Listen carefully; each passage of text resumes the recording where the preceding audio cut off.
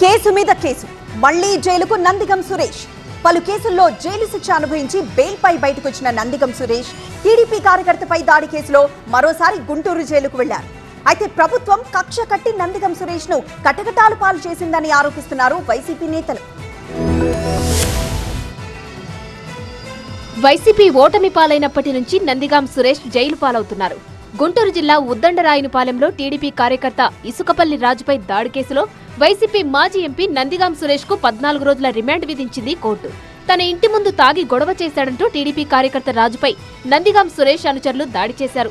ఈ కేసులో సురేష్ ను అరెస్టు చేసిన తొళ్లూరు పోలీసులు సోమవారం ఆయనను మంగళగిరి కోర్టులో హాజరుపరిచారు. సురేష్ కు జూన్ 2 వరకు రిమాండ్ విధించింది కోర్టు. దీంతో కోర్టు ఆదేశాల అనుసారం నందిగాం సురేష్ ను గుంటూరు జిల్లా జైలుకు తరలించారు పోలీసులు. మరోవైపు పోలీసుల తీరుపై నందిగాం సురేష్ అనుచరులు ఆగ్రహం వ్యక్తం చేస్తున్నారు. టీడీపీ కార్యకర్త రాజు తాగి గొడవ చేయడమే కాకుండా బెదిరింపులకు పాల్పడ్డారంటూ నందిగాం సురేష్ కుటుంబ సభ్యులు ఫిర్యాదు చేసినప్పటికీ పోలీసులు ఆ కంప్లైంట్ ను పట్టించుకోలేదని మండిపడ్డారు.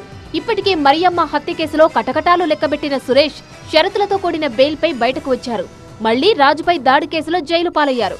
సురేష్ కుటుంబ సభ్యుల నుంచి తన భర్తకు ప్రాణహాని ఉందని రాజు భార్య ఆరోపిస్తున్నారు.